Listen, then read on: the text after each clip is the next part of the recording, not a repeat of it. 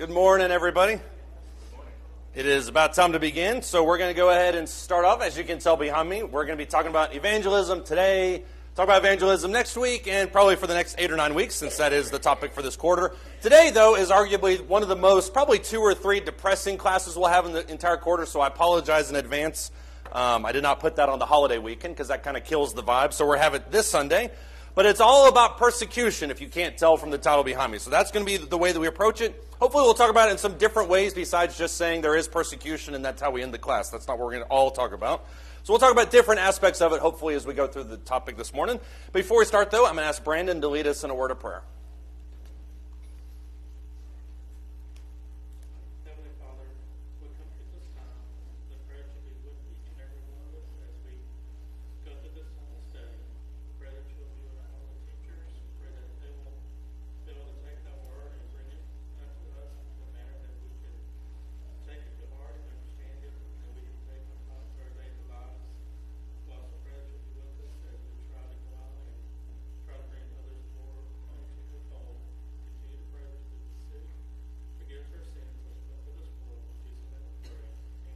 Amen. Thank you.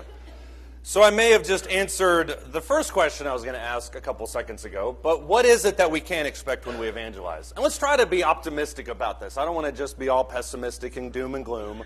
What can we expect when we try to evangelize to other people? Formally, informally, that kind of thing. We can expect rejection. Let's get the easy one out of the way right away. We can expect rejection. I'm going to hold off on saying why in a minute because we're going to discuss that. We can expect rejection. What else can we expect when we try to talk to other people about God? On a positive side,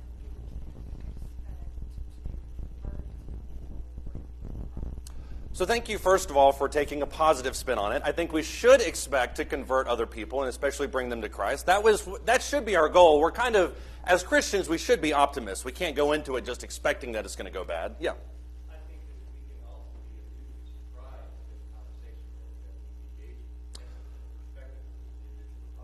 Right. So 2 out of the 3 responses so far have been optimistic, and I appreciate that because I think that is, once again, the way we need to approach it. But as you mentioned, sometimes we can be pleasantly surprised when we approach people about it. Sometimes we have this attitude with certain people, there's no way they're going to respond, there's no way they're interested. And then they ask you the question, can you talk more about that? And then that breeds a whole bunch of other conversations, and then it becomes a really great moment. Paul?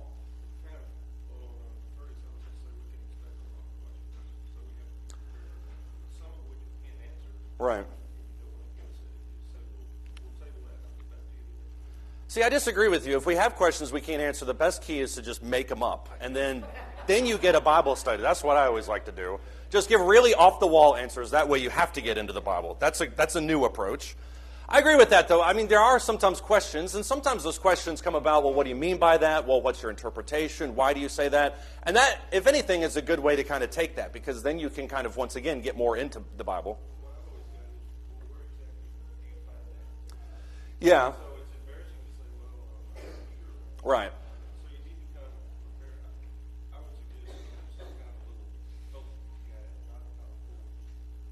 Yeah.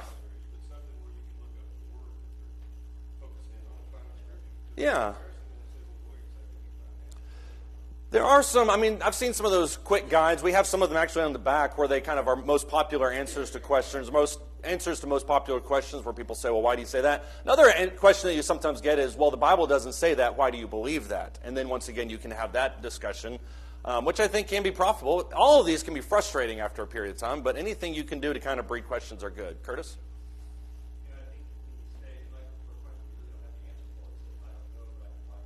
Yeah. Right. Right. Right.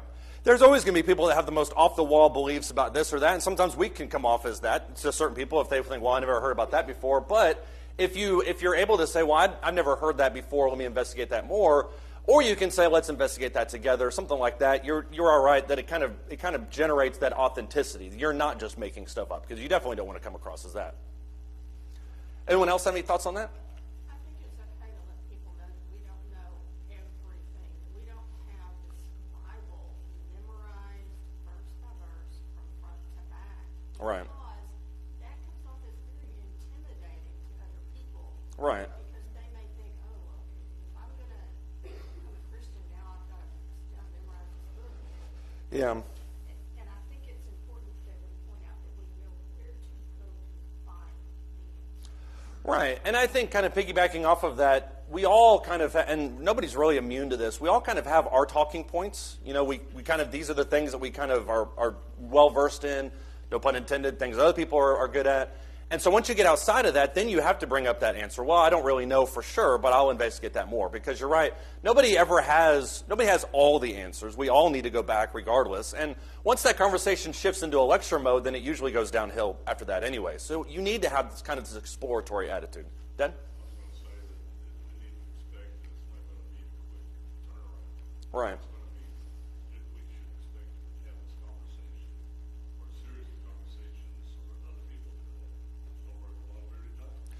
Yeah, the idea that somebody is going to, after one conversation, say, well, that sounds great to me, let's just go get baptized, that's not only rare, it also should be met with at least an ounce of suspicion. Because anybody that's that responsive automatically may not always have the foundation they need for longevity. So I'm not saying don't baptize them or anything like that, but you need to work hard to reinforce that underneath them so it doesn't just kind of wilter like the parable of the sower. Somebody else have any thoughts?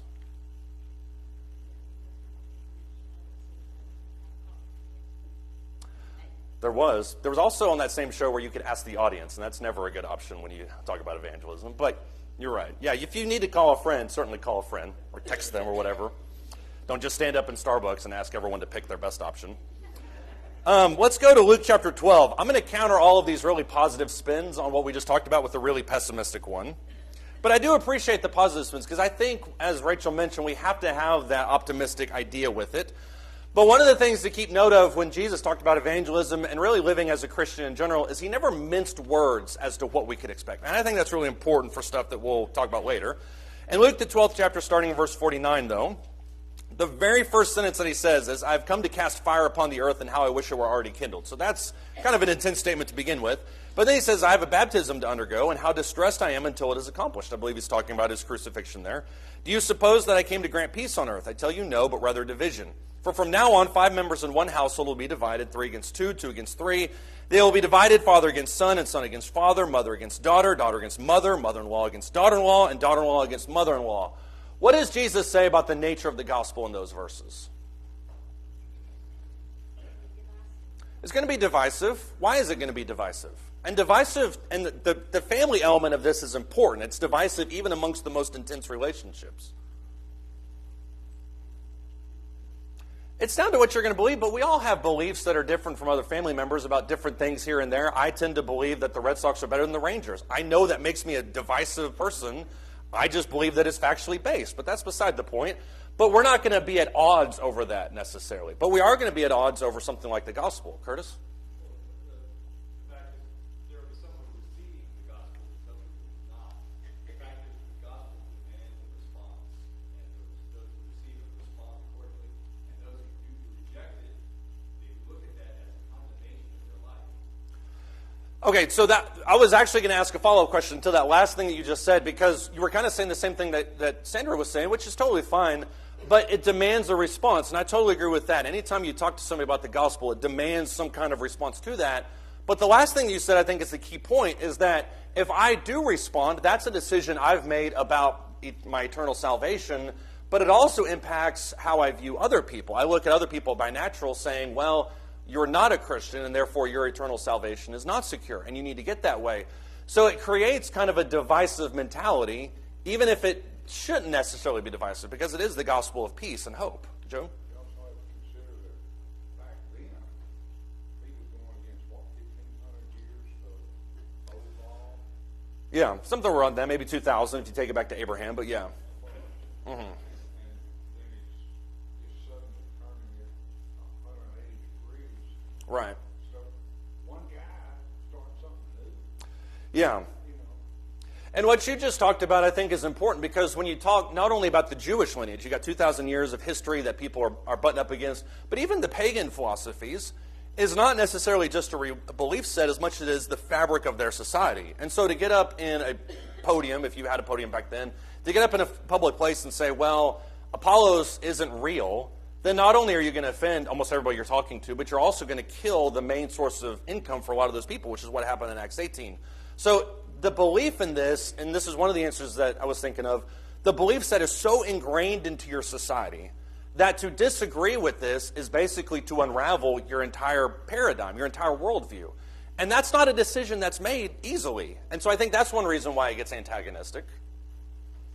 When you look at this passage too, he talks about this idea of divisiveness there in 52 and verse 53. How does that go against the notion of evangelism in today's world? When you think about Christianity as a whole, everybody calls themselves a Christian. How does this go against the idea of evangelism?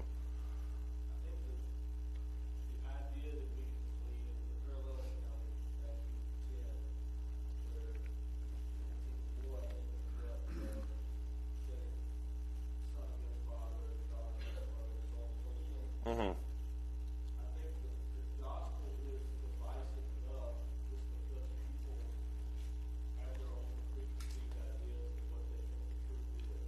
Mm-hmm. I think Ephesians 4 talks about speaking the truth in love. I think the way that it's presented is really important.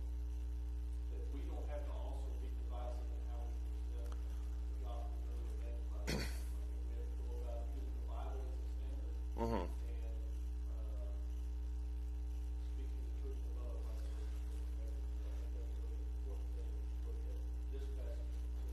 Right.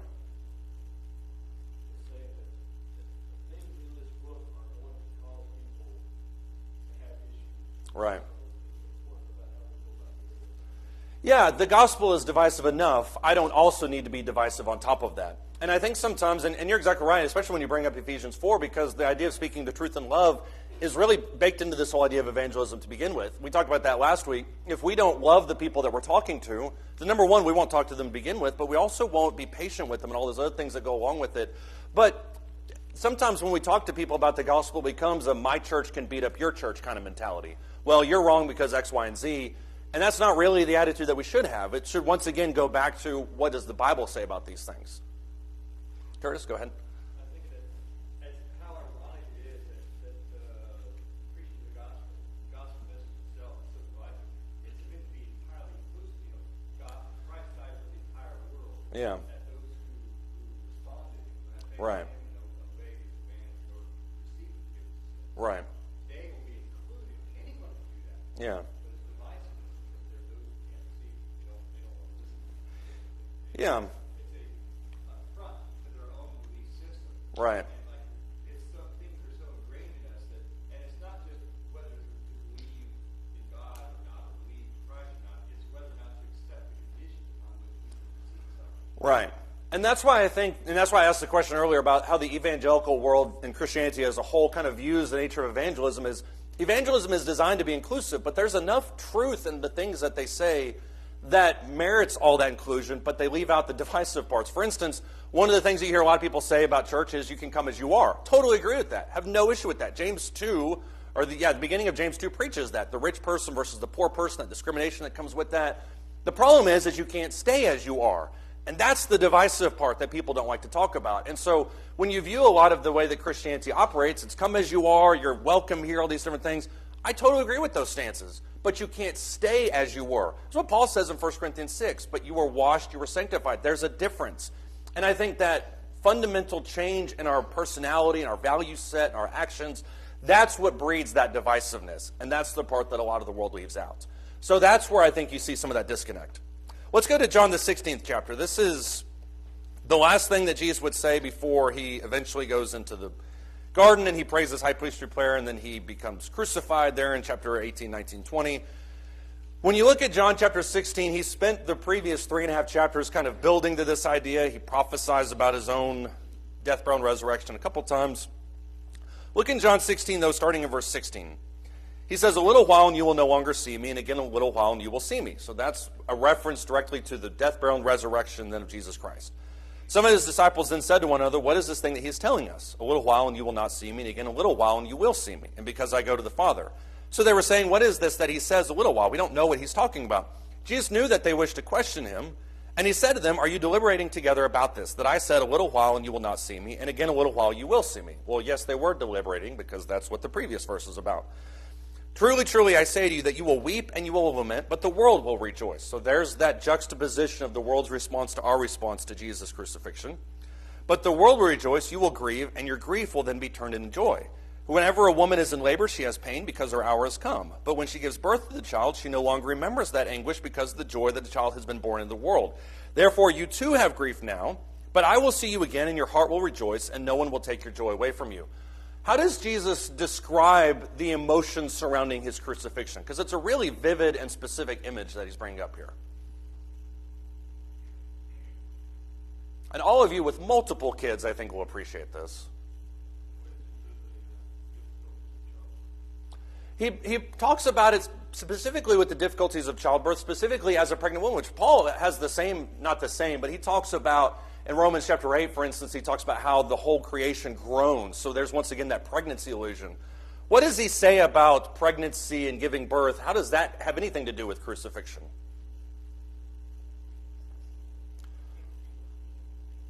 Right.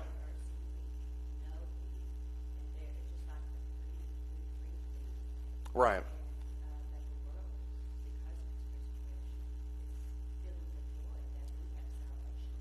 Right. The pain that's associated with childbirth is intense, and as Melina described to me on at least on 3 different occasions, it's worse than a cold. I was told that. I don't know, but the pain associated with that is intense. The moment the baby gets there, you forget all that pain, and that's what he's alluding to there, because the joy overtakes the pain. And so in regards to the crucifixion, it's the same type of thing. The crucifixion is an intense scene that brings about all sorts of grief and all sorts of sorrow and maybe some hopelessness into that too. But then the resurrection comes. And then you have that moment where hope and joy overtakes that pain. And so when he talks about this in regards to the crucifixion, he is talking about that one moment, but there's a broader description about what persecution is like. Watch how he kind of brings out this concept even more.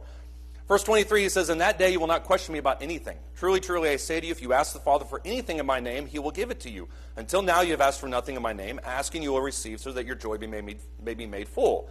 These things I have spoken to you in figurative language. An hour is coming when I will no longer speak to you in figurative language, but I will tell you plainly of the Father. In that day you will ask in my name, and I do not say to you that I will request the Father on your behalf, for the Father himself loves you, because you have loved me and have believed that I came forth from the Father. I came forth from the Father and have come into the world. I am leaving the world again, going to the Father. So then once again, there's that purpose in the crucifixion. It's not just pain for pain's sake. It's pain for a greater glory. Verse 29, his disciples said, lo, now you are speaking plainly, and you're not using a figure of speech. Now we know that you know all things and have no need for anyone to question you. By this we believe that you came from God. That's a startling comment to make at this stage in the game. And yet the apostles, I think, are just kind of overcome with this feeling of the fact that they get it, because they so often did not get it. Jesus answered them, do you now believe? Behold, an hour is coming and has already come for you to be scattered each to his own home, and to leave me alone, and yet I'm not alone, because the Father is with me. These things I have spoken to you, so that in me you may have peace. In the world you will have tribulations, but take courage, I have overcome the world. At this stage in the apostles' relationship with Jesus, how deep was their devotion to him at this moment?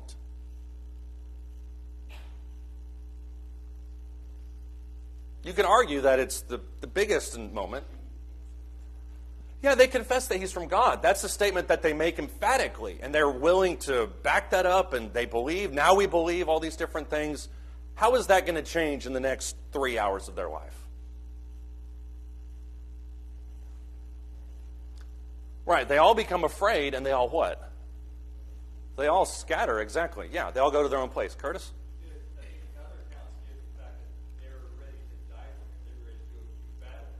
Right. So they're completely convinced of who he was, and they're completely given to following after him.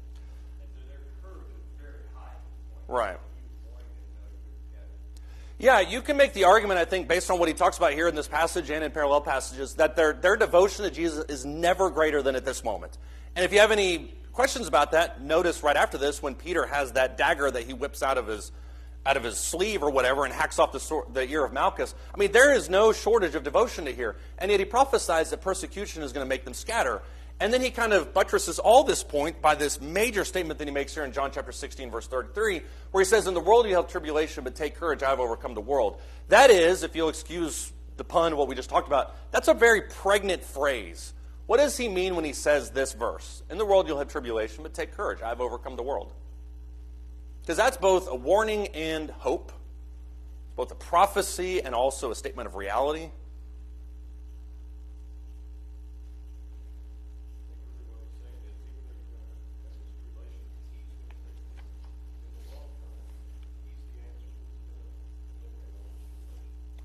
That's a part of it. In the long run, he is the answer that's going to avoid all this tribulation. So there's light beyond the end of the tunnel. You need to at least be looking for that. What does he tell them in this verse? Yeah, Lee? Oh, I'm sorry. Ladies first. Go ahead, Debbie. He does say to take courage. They need to have courage at this point. It's very similar to Joshua chapter 1, 3 times, be strong and of good courage, that kind of thing. These moments are really intensely.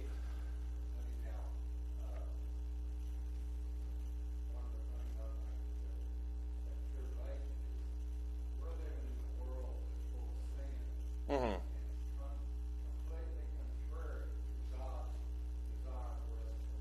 Right.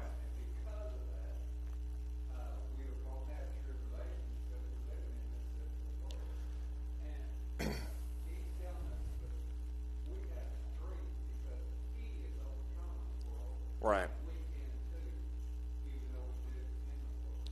Right, and I think realization of that fact is one thing they needed to know. You will have strength. You can overcome this. And as a model for that, I've overcome that. And that's why when we talk about the resurrection, it's not just, and I'm not trying to minimize it, it's not just that Jesus was raised from the dead. That's magnificent. But the parallel to that, 1 Corinthians 15, is that we will also raise from the dead. And so Jesus' resurrection means our eventual resurrection. So there's that nature of hope. The idea, as Paul talked about, of looking beyond the darkness and seeing that. The other thing that you mentioned is that the very nature of our relationship with God and our actions and value sets differentiates so sharply from the world that there's going to be that antagonism. And that's what Jesus talked about in John the 3rd chapter, when he talks about the darkness, or the light hates the darkness. The darkness hates the light because the light exposes the deeds of the darkness. So our very presence and our very lives give, I guess, light to the darkness of the world around us. That's what Peter would talk about in 2 Peter when he says that Lot's righteous soul was vexed by the world around him in Sodom and Gomorrah. The very nature of our existence demystifies, that's the word that I was going to say, but it illuminates the depravity of the world around us. And that's not a situation that's going to end well for anybody. And that breeds that contention. What else do you see in that verse? I told you it was a pregnant one. Then I went off for like 10 minutes by myself. What else do you see in that verse?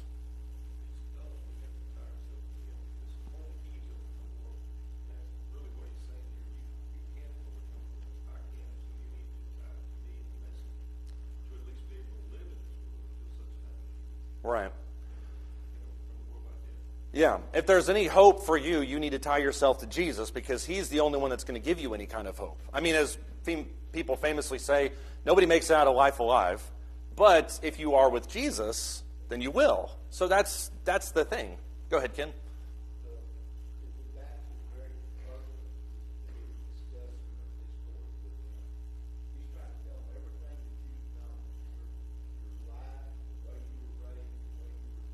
Mm-hmm.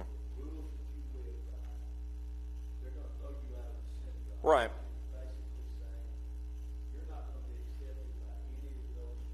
Right.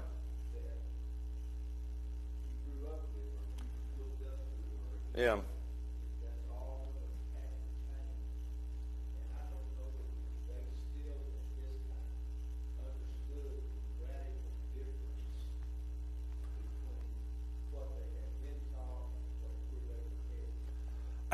I don't think any of us ever really understand the radical difference between hearing these things and experiencing them until you've gone through them your whole life. So even people in their later years, they maybe see this certainly a lot more clearly than I do.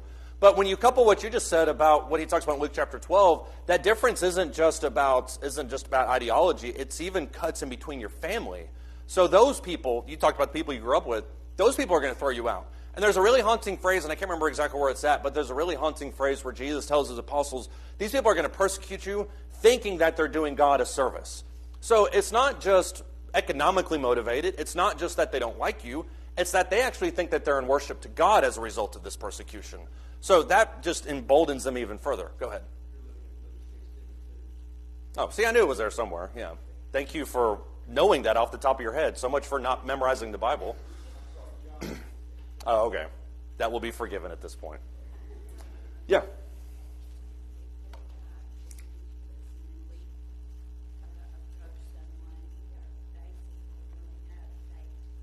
Right.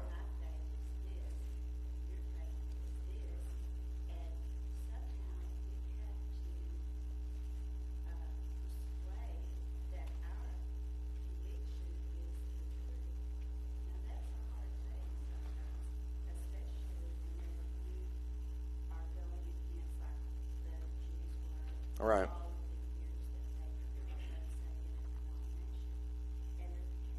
Mm. Yeah.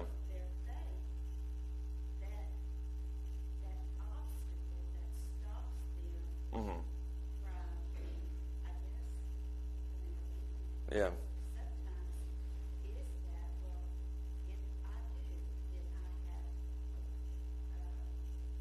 Mm-hmm. Don't ask me. I lose words all the time. Yeah. Contempt.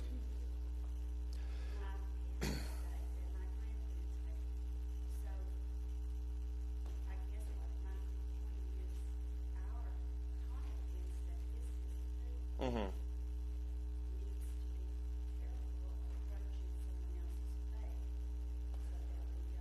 Yeah.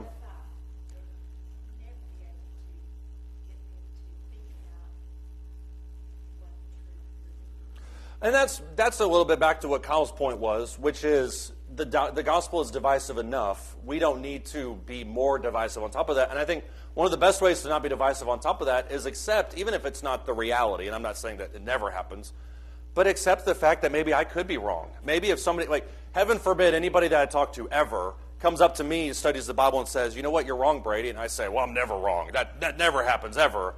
If I am at least willing to accept the fact that it could be wrong based on what I see in Scripture, then that's a much more genuine conversation than just this is the way it is. And if you don't take it, then you can leave it. So it becomes less combative by nature. Karen?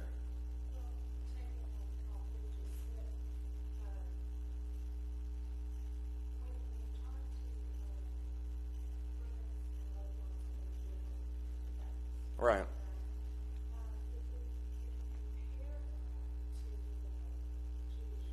Right.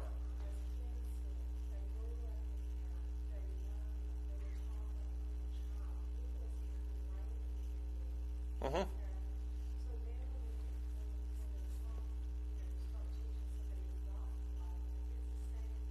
Yeah.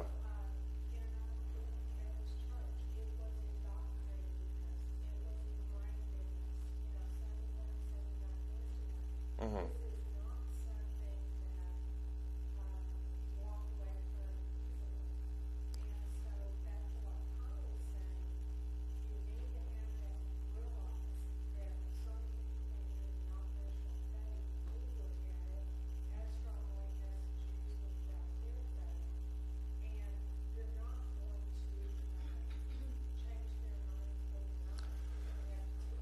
Right.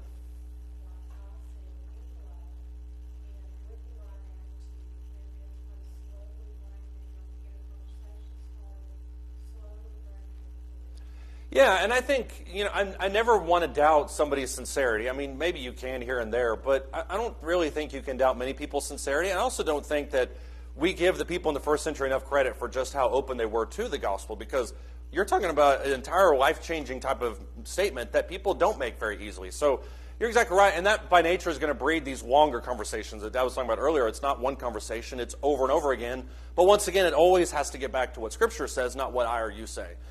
The answer that I was looking for in regards to this verse is certainly more simplistic than anybody else was talking about, but all of these comments are welcome. The thing that I noticed right off the bat when I look at this verse is just how blunt Jesus is with the fact that there's going to be persecution. There's not like I hope you don't go through it, or luckily you won't, or maybe you won't. You will have tribulation. And that's something the Bible is emphatic about. It makes a statement on literally every other page, because when you look at all these different verses that begin to pop up behind me, there's all sorts of verses that talk openly about the nature of persecution, that you're going to undergo. You're going to experience something like this. Hebrews chapter 12 talks about how if you don't undergo persecution at all, you kind of have to, on some level, wonder whether or not you even are a Christian because of that combativeness between yourself and the world. If you look at the book of Acts, for instance, 20 out of 28 chapters have some mention of some kind of persecution. Almost all of those happen after chapter 7. So the reality of persecution is what Jesus wants them to understand more than anything else, which you have to ask the question then on that end, why is it that Jesus told his apostles to expect persecution?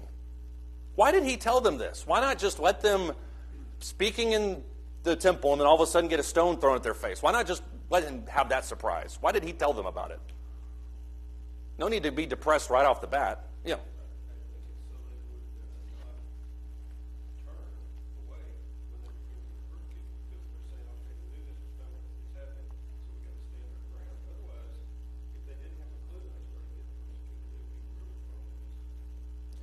Yeah, persecution is designed to tell you that you're on the wrong path. If you hurt yourself, then that's a signal from the body, for your body, the world, that you've done something wrong. There's something that you've done that hurt yourself. And so you need to correct that. That's generally what pain usually means. So spiritual or physical pain in terms of persecution is the same way. Persecution is designed to convince you that you're on the wrong path, that you are doing something that is jarring with what the rest of the world believes. That's the whole point of this. And so being, once again, prepared for this is a big part of that. How do you get prepared for persecution? How do you be prepared to get punched in the face? Verbally, sometimes physically. How do you prepare yourself for that moment?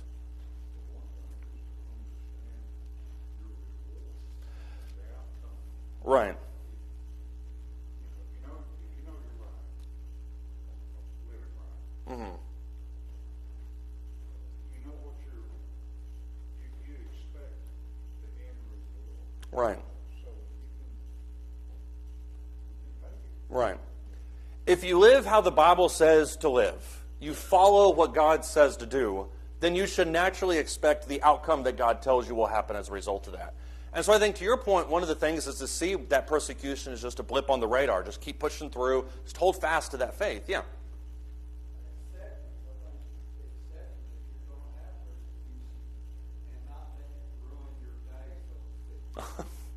Which persecution never ruins anybody's day. But yeah, you are right about that. I mean, we think when we do experience some kind of resistance or persecution, we think to ourselves, well, this is just the worst thing ever, and we get real sullen and down.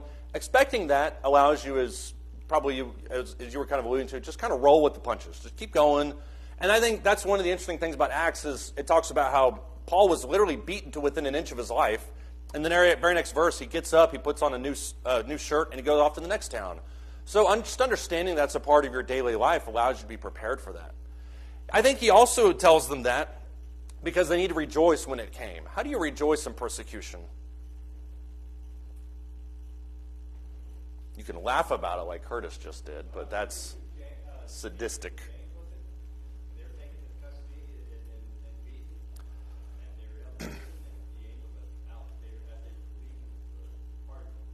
Right.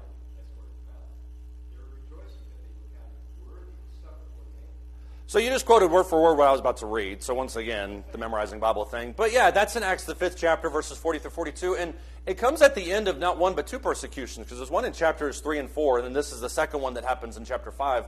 And it says as they were leaving the room that they were joyful. I mean, this comes after threats, abuse, all that type of stuff. So they were joyful that they were counted worthy to suffer shame for his name. How do you rejoice? Why would you find any of that pleasant?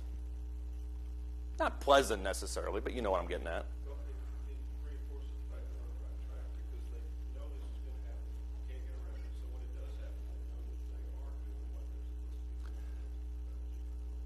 I think that's true, and we're going to cover that a little bit more next. But to see the persecution as aligning with the right track, and this is what Jesus talks about, a servant is not above his master. If I've gone through this, you can expect to go through it. So you do feel that you're on that right track.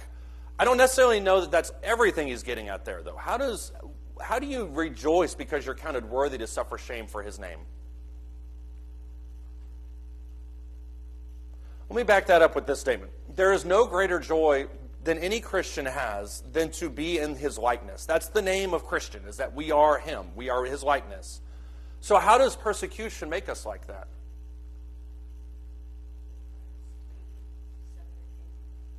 Right.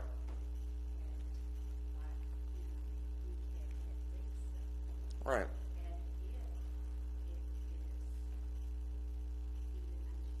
Right.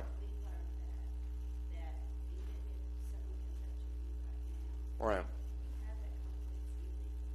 Mm-hmm. Yeah.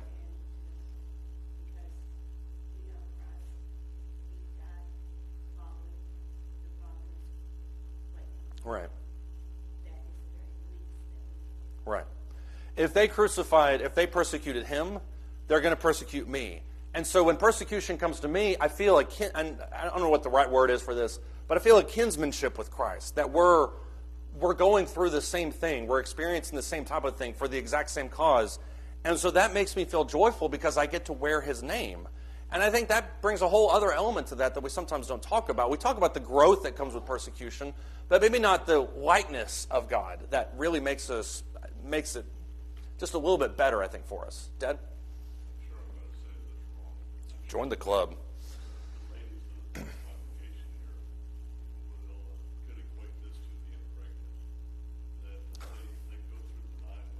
Mm-hmm.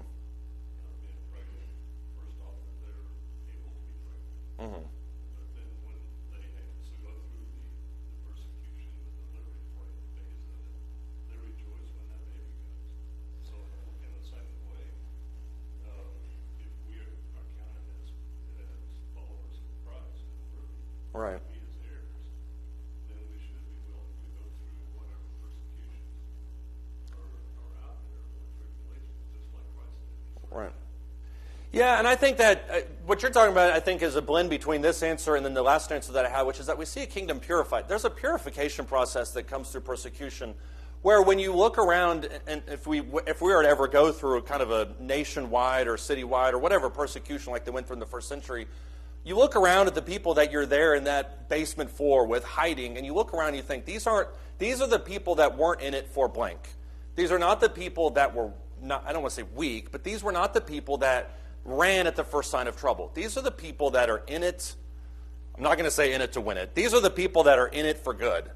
And when you're surrounded by people like that, you're around people that it's a very pure nature of the kingdom. It's not, these kind of facades that we sometimes put on. It's not simple. It's not decorum. It's just very pure.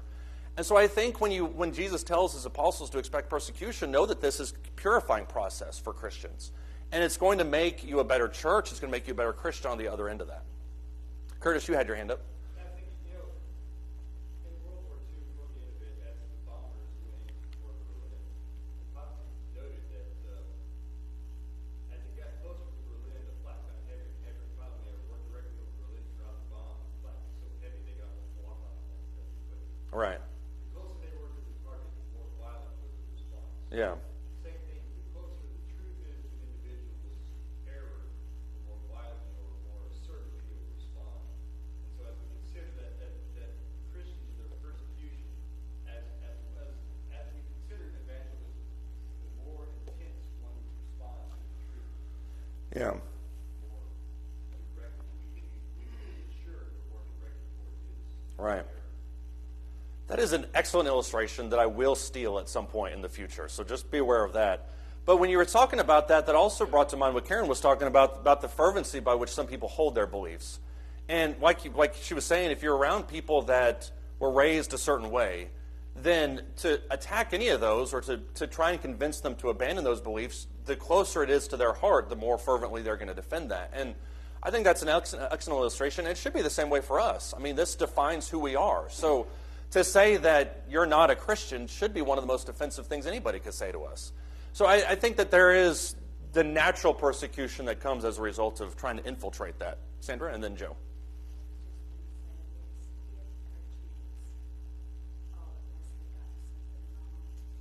Mm-hmm. Right. Not me, though. Right. Oh, everybody? Okay. Yeah.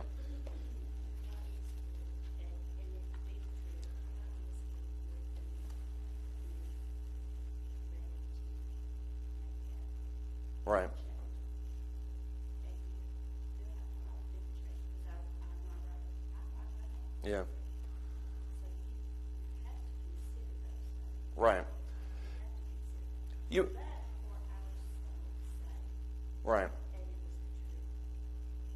Then our response should be, thank you for Right. showing me that all this time I have been wrong. Mm-hmm. And Yeah, and you mentioned that in terms of evangelism, which is what we're talking about. But even if you address that just in the nature of our relationships with each other, if you find something in me that's wrong, I need to have that same attitude of you're right. And it's not because you're right, but because the Bible's right, and you're right to show that to me. When we discussed John 3, for instance, several months ago, we brought up the illustration of what would happen if an apostle came in, and this is just a thought experiment. Apostle came in, stood up here, and started talking about how baptism wasn't necessary for salvation. And let's just say he was spot on, and he was able to prove from the scriptures that it wasn't necessary. He was able to demonstrate a miracle to demonstrate that he is sent from God. So there was actual irrefutable proof that what he was saying was true. How many of us would be willing to accept that? A lot of us wouldn't, simply because we were not raised that way, and because that's not what we have believed for our whole life. And that's why I think Nicodemus is such a powerful figure. You can blame on him for going to him by night, but the fact that he went at all shows a growth that a lot of Jesus' audience didn't have. And that's a growth that we should have. But seeing it from their side is really important, because it's not just, well, everybody else is dumb and why don't they understand the Bible? There are reasons why they don't believe it that are very personal in some cases to them. And that, as Curtis's point, is going to what causes some of that.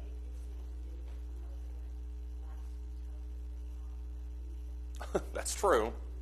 And if you don't believe Sandra on that, just fight with somebody on Facebook and you'll find that out really quick. Yeah. Joe, go ahead.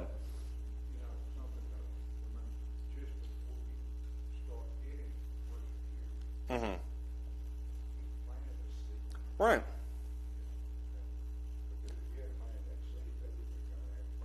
Stephen's death planted a seed in Paul that he still remembered 30 years after the fact, because he never forgot that. And that's, I think, true. Is even if you don't feel like you're doing any good, the people that are watching, the people that are seeing it, are watching that too. And there are seeds that are being planted. I need to ask this question, because there's no way we can talk about persecution without bringing up this, at least in a relevant context. What does Christian persecution look like in 2023? We talk about it in first century context. But we have a nice building. Nobody's kicking down the door to take us off to prison. What does persecution look like in 2023? Curtis? No, that does not mean a thing. I actually have a sermon about cancel culture in a couple weeks. It's what Paul talks about with cancel culture, but it's probably not what you think. Not you, but anybody. But cancel culture is a part of that, where you can't speak anything that's against anybody's truth because it's their truth and they need to live their truth. So I think cancel culture is a part of that for sure. Go ahead, Karen.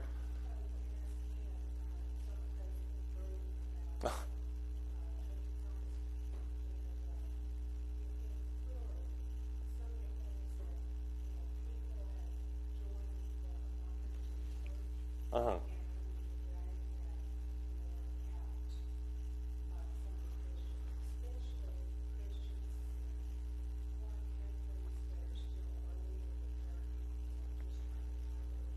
Right.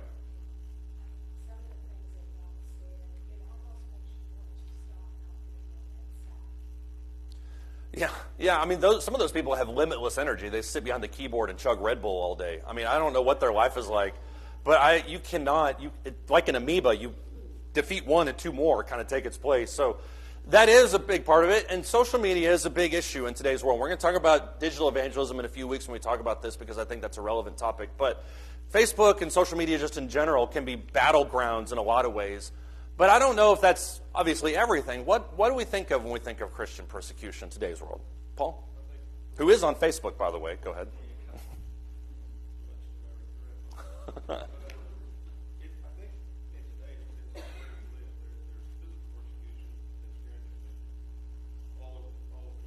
Right.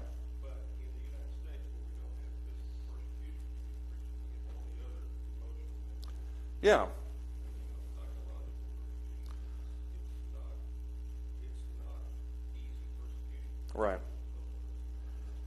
Physical persecution is and always will be a possibility. I mean, you saw it in the first century. You see it in pockets throughout history. We remember our church history class last year. We talked about different elements at times that kind of reared their head. But I think, and this is just my personal opinion, I think Satan saw in the first few centuries that it didn't stamp out Christianity, and he tries different tactics now. I think you do see a lot of societal pressure. I think you will see a lot of cultural pressure because of things like cancel culture, social media.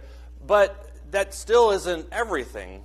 I mean, you could talk about this topic for hours. What do you, when you think about times in your own life, well, I was persecuted for being a Christian, what did that look like to you?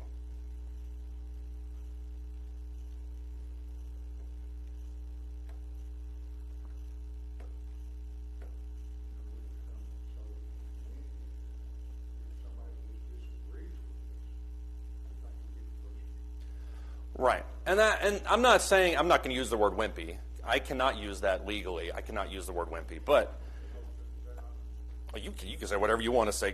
Cody is right back there, so you can say whatever you want to say. But I think when we talk about Christian persecution, we confuse it with just having disagreements. And sometimes when we talk about persecution, we think that everything that comes out against us, well, that's just persecution. And so that emboldens me further.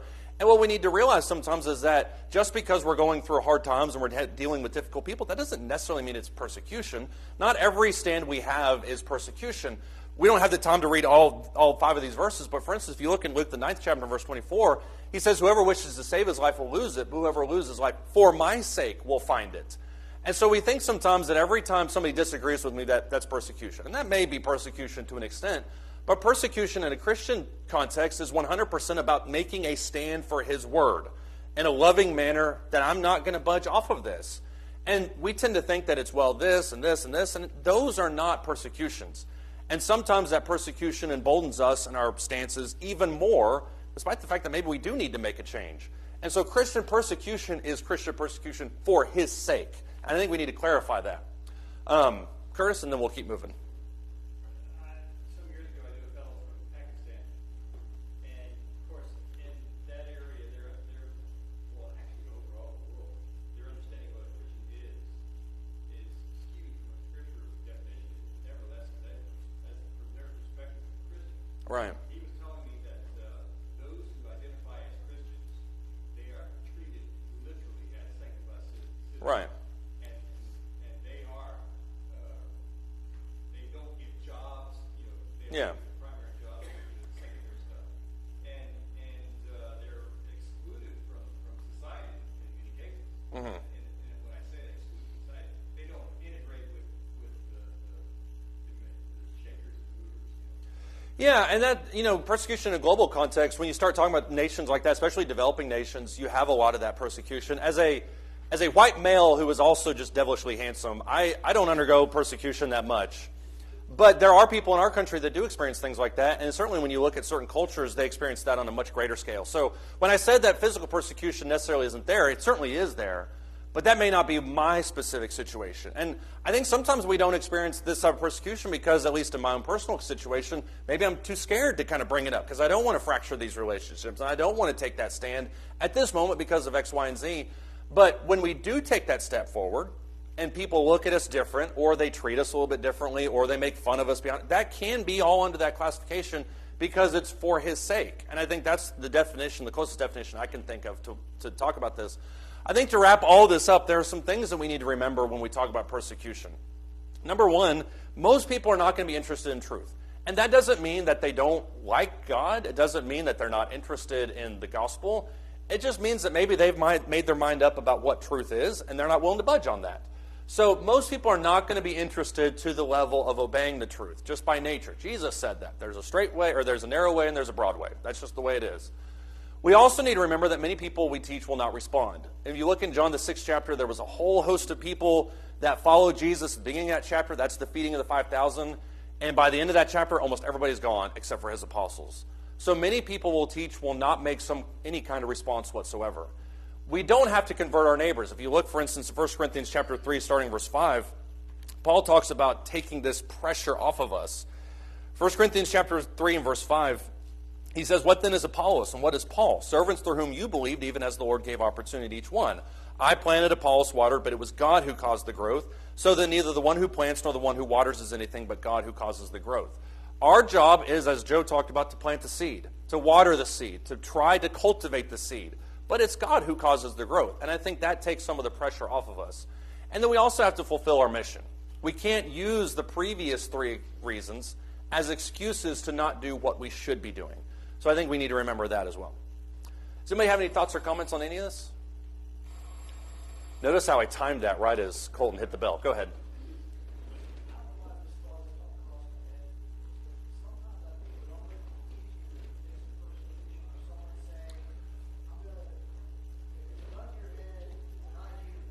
Yeah. Yeah.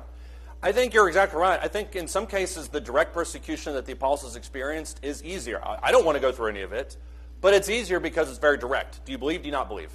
Do you stand for it? Do you not stand for it? And that's the type of stuff that we look at, that we wish for the moments we have now, but when those moments come, they're more gentle, more subtle, and we don't recognize them. So I agree with you. I think that's a very honest point.